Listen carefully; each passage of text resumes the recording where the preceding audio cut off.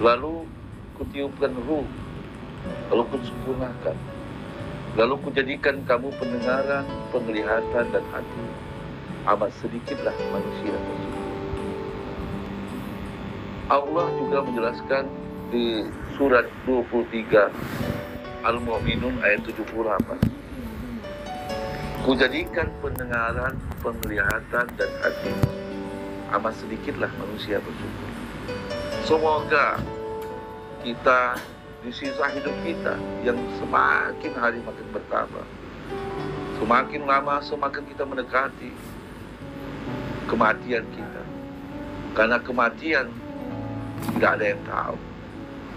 Likulli ummatin ajal, fa idza jaa ajaluhum la yastakhiruna sa'ah wa la yastaqdimun.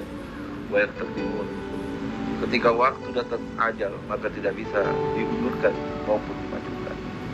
Sahabat-sahabat Facebook, marilah kita syukuri pendengaran kita, penglihatan kita, hati kita. Selalu mengkaji diri.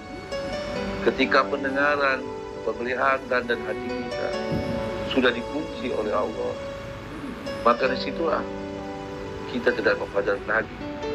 Jangankan petunjuk, bahkan ilmu pun yang kita dapatkan menjadi Tuhan bagi kita. Akhirnya kita menyalahkan orang lain, menghujat orang lain. Padahal ilmu adalah cahaya, nur.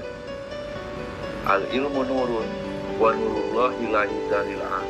Ilmu itu sebagai cahaya, minimal mencahayai diri kita, agar diri kita selalu dibukakan oleh Allah rahasia-rahasia keburukan, keaiban kita.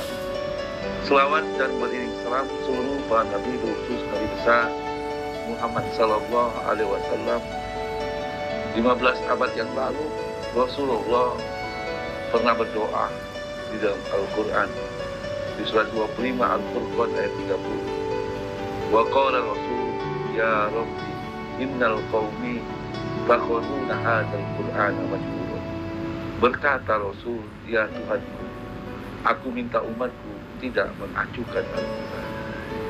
2500 sebelum Masehi, Ibrahim pernah berdoa dengan Allah di surat 2 Al-Baqarah 129 yang berbunyi, ya Tuhan kami, utuslah untuk kami, untuk mereka seorang Rasul yang membacakan ayat-ayat kami dan mengajarkan kita dan mengajarkan hikmah dan hakikat. Doa ini dibenarkan oleh Rasulullah. Semoga kita selalu dalam kebenaran dari firman-firman Allah. Sahabat-sahabat Facebook dimanapun kita berada, terima kasih. Di malam hari ini kita akan berbicara sedikit dengan tema beramal demi pahala adalah perpindahan dari alam ke alam, dan perpindahan terbaik adalah dari alam ke pencipta alam. Tema ini saya ambil dari bab 43 dari kitab Hikam, karangan yang terbesar dari seorang sufi, seorang tasawuf, yaitu Ibnu Athaillah. Ya kan? Sahabat-sahabat, saya mencoba setiap Rabu untuk mencoba memahamkan setiap tema tasawuf ini, kitab Hikam ini, dalam pendekatan ilmu tafsir maudhu'i, atau terkenal di Indonesia tafsir tematik, agar lebih mudah untuk memahami.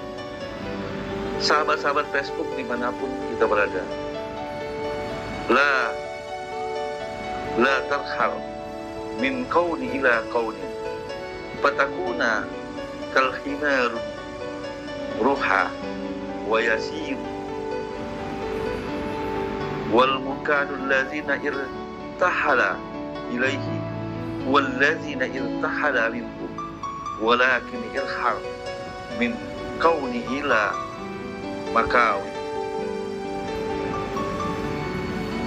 Janganlah kau pergi dari satu alam ke alam yang lain, sehingga kau menjadi seperti keledai pergilirkan penggilingannya yang berputar-putar ke tempat yang dituju, adalah tempat yang berharga. Namun pergilah dari alam menuju penciptaan alam. Sesungguhnya kepada Tuhan puncak segala sesuatu.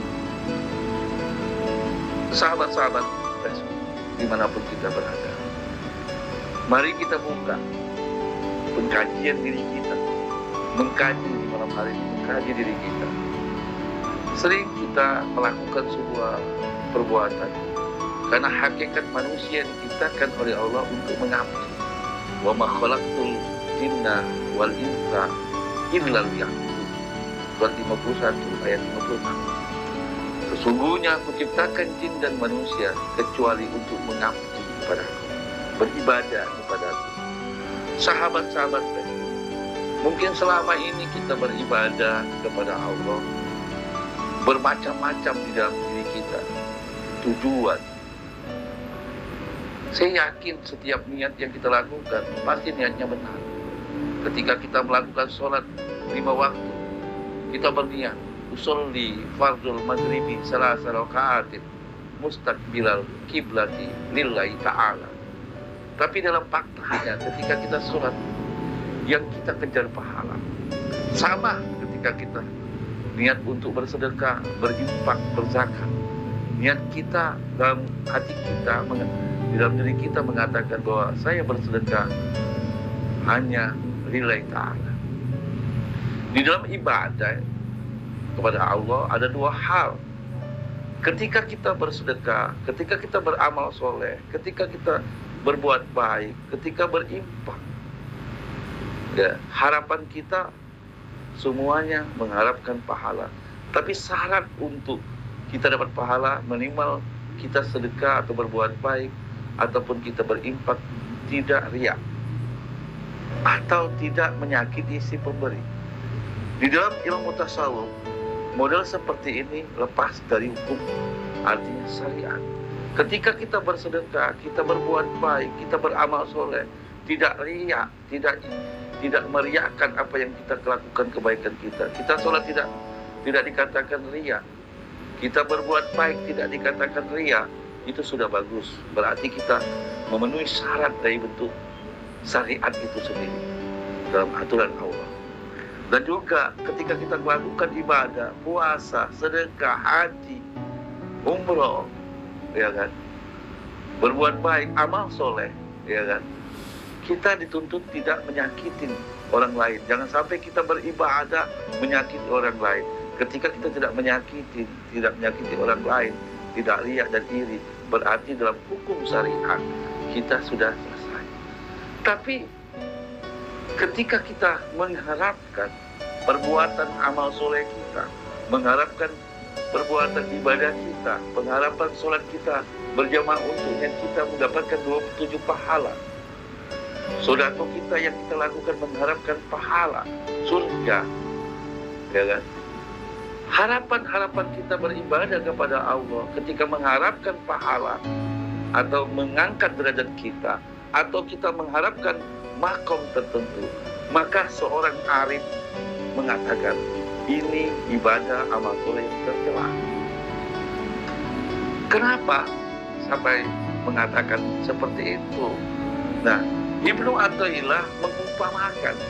Jadi ketika kita beribadah, sholat, puasa, sedekah, infak, zakat, kebaikan-kebaikan yang kita lakukan, ketika kita mengharapkan pahala atau diangkat derajat yang tinggi atau mengharapkan makom yang tertentu, ya, orang arif mengatakan masih tercela walaupun kita secara syariat tidak sifat, tidak iri, tidak dengki, tidak riya dalam ibadah, ya kan, seperti itu. Terus memenuhi syarat daripada ibadah itu secara syariat hukum selesai.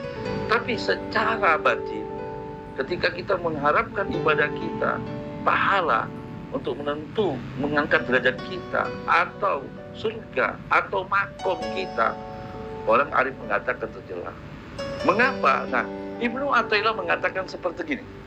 Ibnu Athaillah mengumpamakan ketika ibadah itu, yaitu ketika mengharapkan pahala, dia berpindahnya dari alam ke alam. Padahal hakikinya kita beribadah, mengabdi, beramal adalah perpindahan yang sejati dari alam ke pencipta alam. Seorang yang beribadah, beramal soleh, berbuat baik, sedekah, puasa, umroh, haji, tentulah mengharapkan pahala atau mengharapkan derajat tertentu atau mendapatkan sebuah makom tertentu. Karena banyak ayat-ayat yang menyatakan hari ini dengan kejadian ada ketika kita bersedekah ingin lipat ganda yang terjadi hari ini di berapa tahun ini, bahkan di akhir-akhir tahun ini disibukkan karena kita ingin sedekah, ingin dipergandakan. Pengharapan yang kita lakukan. Ada orang sodako dengan melalui media-media untuk dapatkan apa yang disampaikan oleh seorang ulama atau orang sultan. Ketika kita bersedekah akan dapatkan ini, dapatkan ini. Itu semua benar. Karena Allah juga menyatakan di dalam firman-firmannya. Mari kita lihat, ya kan? Ketika kita bersedekah, kata Allah, aku akan dipergandakan. Ada dalam Quran. Surat 2 Al-Baqarah 245. A'udzubillahi minasyaitonirrajim. Bismillahirrahmanirrahim. Siapakah yang mau memberi pinjaman kepada Allah, pinjaman yang baik, menafkahkan hartanya di jalan Allah, maka Allah akan melipat gandakan pembayaran kepadanya dengan lipat ganda yang banyak. Artinya ketika kita berbuat baik, ketika kita bersedekah, kita umroh, ada seorang ustaz, ada seorang ulama, atau seorang habib memberikan angan-angan pahala, memang ada murah. Tapi ingat, dari awal kita beribadah itu niatnya hanya lillah. Maka di dalam kitab Hikam di halaman 43 ini menjelaskan, ketika ada orang beramal, beribadah, mengharapkan pahala, itu sama adalah seperti orang berpindah dari alam ke alam. Padahal yang sebaiknya adalah dari alam ke alam sang pencipta. Karena tujuan kita ibadah bukanlah mengharapkan surga, mengharapkan pahala, tapi sebenarnya kita ibadahlah bagaimana kita kembali kepada Tuhan yang sejati. Sahabat-sahabat Facebook dimanapun kita berada, maka Ibnu Athaillah mengatakan, ketika ada orang ibadah mengharapkan pahala atau ingin mengharapkan derajat atau makom tertentu, itu Ibnu Athaillah mengatakan seorang beribadah yang seperti itu seperti keledai yang berjalan dan berputar di tempat itu sendiri, dan keledai itu hanya mantap. Mari kita baca pernyataan Ibnu Athaillah. Ibnu Athaillah mengumpamakan kepergian dari satu alam ke alam yang lain dengan perjalanan keledai, pergi penggilingan yang hanya berputar-putar di tempatnya. Demikian pula dengan amal yang tidak ada tujukan kepada Allah. Orang yang beramal demi mengharapkan pahala, misalnya dianggap sebagai orang yang berpergian dari satu alam, yaitu alam riya, menuju alam yang lain, yaitu alam pahala. Semuanya alam adalah sama materi. Yang benar adalah kau harus pergi dari alam menuju pencipta alam dengan secara mengikhlaskan amalmu hanya untuknya dan tidak mengharapkan balasan, baik langsung maupun tidak langsung. Siapa yang beramal untuk mendapatkan kedudukan ataupun makom tertentu, maka dia akan menjadi budak kedudukan itu. Siapa yang beramal karena Allah semata, maka dia akan menjadi hamba Allah. Inilah sama dengan kepergian dari alam menuju pencipta. Ini pernyataan Ibnu Athaillah. Maka saya mencoba untuk memahami dari judul ini di kitab Al-Hikam 43.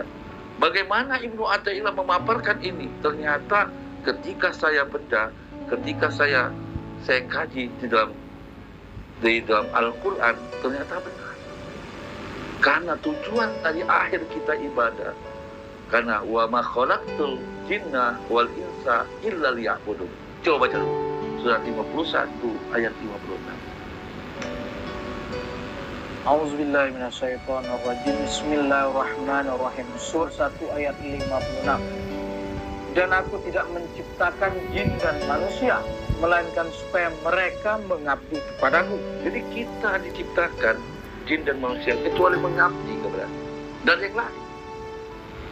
Jangan-jangan pengabdian kita untuk beribadah, pengabdian kepada surga.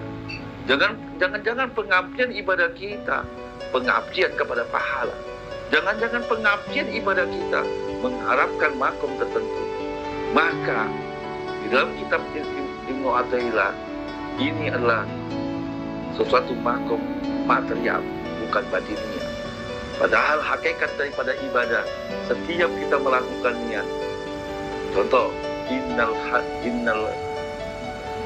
hajja wal umrata lillah, haji dan umrah lillah, hanya lillah. Padahal tujuan dari akhir kita ibadah adalah intaha kesempurnaan adalah ketika kesempurnaan kembali kepada Allah. Mari kita lihat di dalam Al-Quran surat 53 ayat 41 sampai 42. Bismillahirrahmanirrahim. Surat 53 ayat 41. Kemudian akan diberi balasan kepadanya dengan balasan yang paling sempurna. Balasan yang paling sempurna. Surga tidaklah sempurna, makom tidaklah sempurna. Apa yang dimaksud balasan yang sempurna itu? Lalu juga 42-nya An-Najm. Dan bahwasanya kepada Tuhanmu lah kesudahan segala sesuatu. Jadi semua ibadah, mau dia puasa, mau dia sedekah, mau dia zakat, mau dia infak, mau dia bangun pesantren, mau dia berhaji dan umroh, sedekah jariah dan lain-lain, atau amal soleh kebaikan kita, tujuan akhir kita ialah tak lain hanyalah di surat 53 An-Najm 43 wa ana ila rabbika muntaha. Artinya kesudahan yang terakhir, kebahagiaan yang sempurna ketika kita kesempurnaan itu kembali kepada Sang Khalik, kepada Tuhan yang sejati. Coba baca lagi surat 53 An-Najm 42-43. Ulang ya. Bismillahirrahmanirrahim. Kemudian akan diberi balasan kepadanya dengan balasan yang paling sempurna. Paling sempurna, tidak ada yang paling sempurna. Tidaklah sempurna antara surga dan neraka kecuali kita kembali. Apa sih ke pahala, kebaikan yang sempurna, pahala yang sempurna itu? Lanjutkan 42. Dan bahwasanya Wa ana, kepada Tuhanmu lah kesudahan segala sesuatu. Jadi sesudah amal kesempurnaan itu, wa ana ila rabbika muntaha. Terakhir daripada kita itu bagaimana kita kesudahan itu kembali kepada Allah. Maksudnya ketika beramal soleh, ketika mengharapkan pahala dari alam ke alam, dari alam dunia menuju alam surga, dari makom tertentu sampai ke makom, sebenarnya kebaikan yang sejati ketika kita dari alam ini menuju ke alam sang pencipta. Saya mengingat sebuah cerita seorang Rabi'atul Adawiyah, seorang tasawuf yang lahir ketika itu di abad 865 Masehi. Seorang perempuan yang yatim miskin, ya, Rabi'atul Adawiyah, yang begitu banyak dikagumi dan bahkan meroji semua ulama-ulama tasawuf. Seorang perempuan yang yatim miskin, tapi bagaimana dia mahabbah cintanya kepada Allah. Banyak tokoh-tokoh tasawuf belajar dengan Rabi'atul Adawiyah. Sebuah cerita ketika Rabi'atul Adawiyah membawa sebuah perumpamaan ketika dia bergegas berlari, satu kanannya membawa obor dan adalah api, tangan kirinya membawa air. Ketika dia tergesa-gesa, terus jamaahnya bertanya, wahai Sayyidah Rabi'atul Adawiyah, kenapa engkau tergesa-gesa? Mengapa tangan kanan membawa obor api dan kenapa tangan kiri membawa air? Ketika itu Rabi'atul Adawiyah menjawab, obor ini saya akan bakar surga itu. Kenapa kamu membakar surga? Dan air ini saya akan siram neraka itu. Maka jamaahnya bertanya, wahai Robiatul Adawiyah, ketika engkau ibadah, bukankah engkau mengharapkan daripada surga itu? Mau kembali kemana? Apa jawabannya? Saya akan kembali kepada Allah, karena surga dan neraka adalah milik Allah. Nah, mari sahabat-sahabat, hakikat kita mengabdi kepada Allah, hakikat kita beribadah, sejatinya kita ingin bertemu Sang Maha Pencipta yang menciptakan kita. Yang menciptakan kita.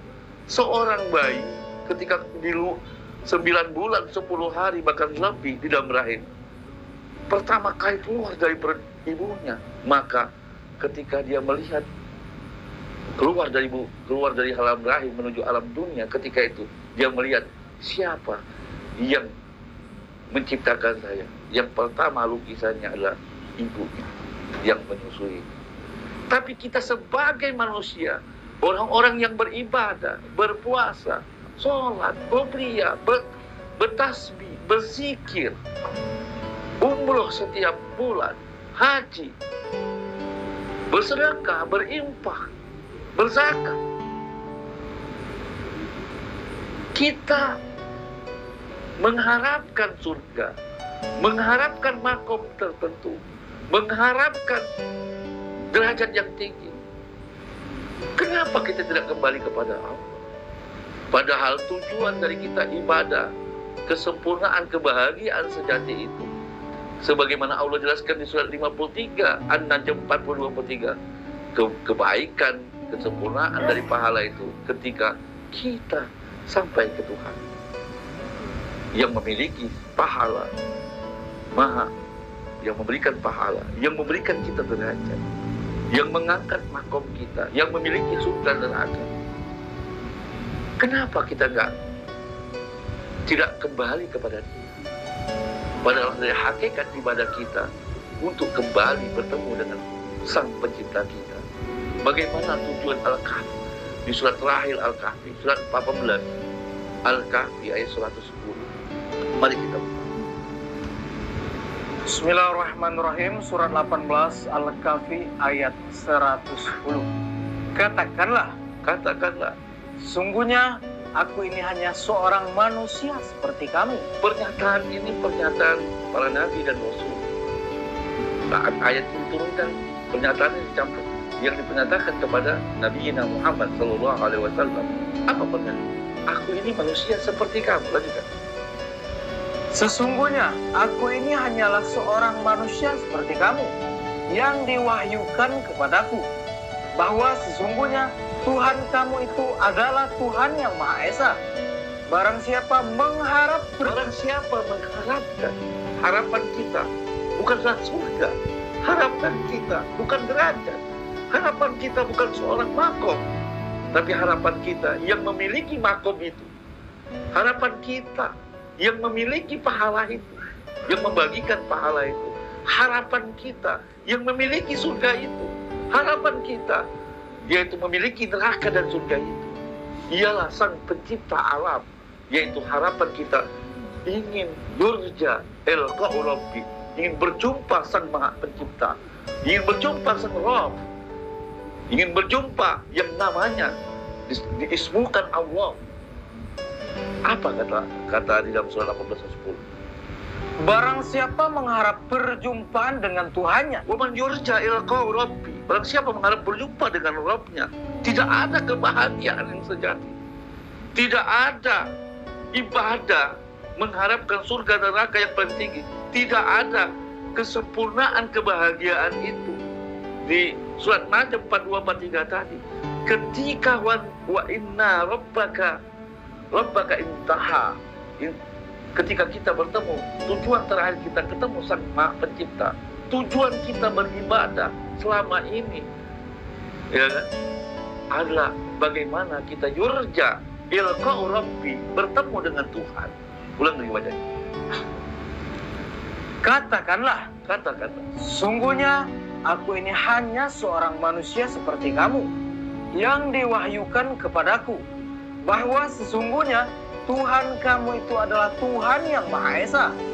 Barang siapa mengharap perjumpaan dengan Tuhannya, maka hendaklah ia mengerjakan amal yang soleh. Dan janganlah ia mempersekutukan seorang pun dalam beribadah kepada Tuhan. Ada dua hal. Barang siapa hari ini yang belum berjumpa dengan Rob, berjumpa sang pemilik surga dan neraka, berjumpa ingin yang memiliki makom, memberikan makom, wali, rasul, nabi, orang mulia, ingin menjumpai seorang yang mengangkat derajat kita, yaitu Rabb. Harapan kita seperti itu. Ada dua hal harapan. Fa'mal amala soleh wala takunal musyrik. Dua syarat. Beramallah, fa'mal, beramallah amalan soleh, amal yang soleh, wala takunal musyrik, ya, wala yusrik, jangan mensekutukan, biibadi, beribadah, rabbihi ahada.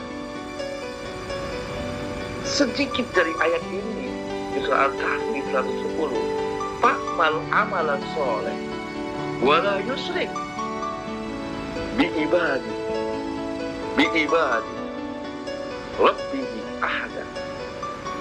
Beramallah soleh, tapi jangan mensekutukan dalam beribadah kepada Allah. Kalimat ini tidak bisa dipisah. Ketika kita beramal soleh, wajib beramal soleh, tapi jangan sampai amal soleh menjadikan kita sekutu. Maka ketika fa'mal amalan soleh wala yusrik, waw wasal, waw atau hukumnya berkelanjutan. Ketika kamu beramal soleh, jangan mensekutukan amal solehmu dalam beribadah.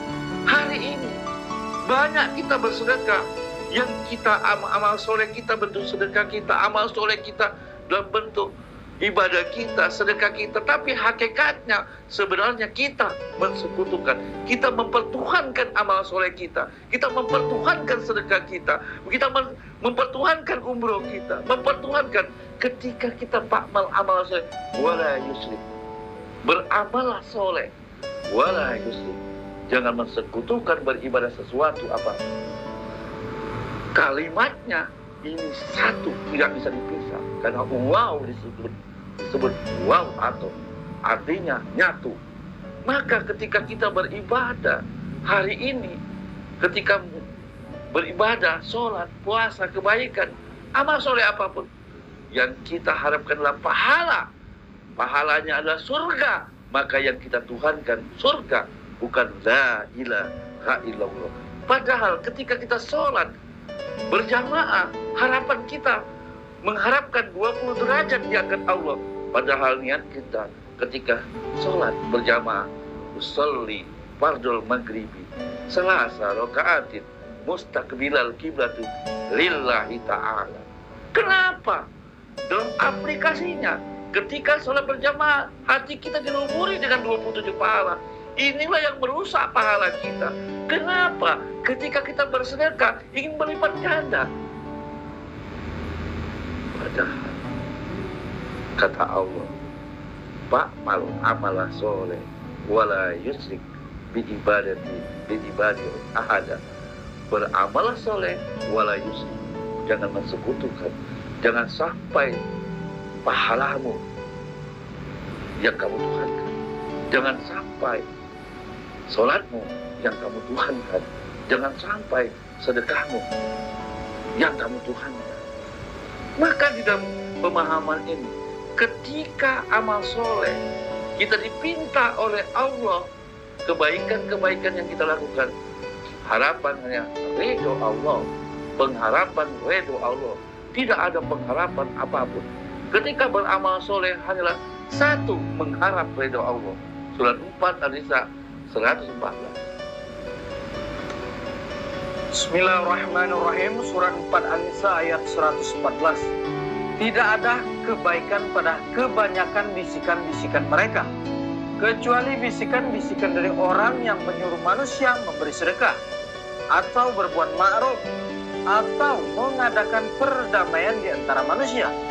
Dan barang siapa yang berbuat demikian karena mencari keridhaan Allah, lillah Allah, terus maka kelak kami memberi kepadanya pahala yang besar. pahala akan datang, derajat akan datang, materi dunia ini, makom akan datang setelah Allah meridai. Adakah orang yang berbuat baik derajatnya diangkat tanpa diridai Allah? Ada. Adakah amal soleh kita, perbuatan baik kita, sedekah kita, puasa kita, ketika amal soleh kita, sholat kita, haji kita, sedekah jariah kita tidak diridai Allah? Ada. Ketika amal soleh itu keluar dari aturan Allah. Harapan kita beramal soleh bukan mengharapkan lillahi ta'ala.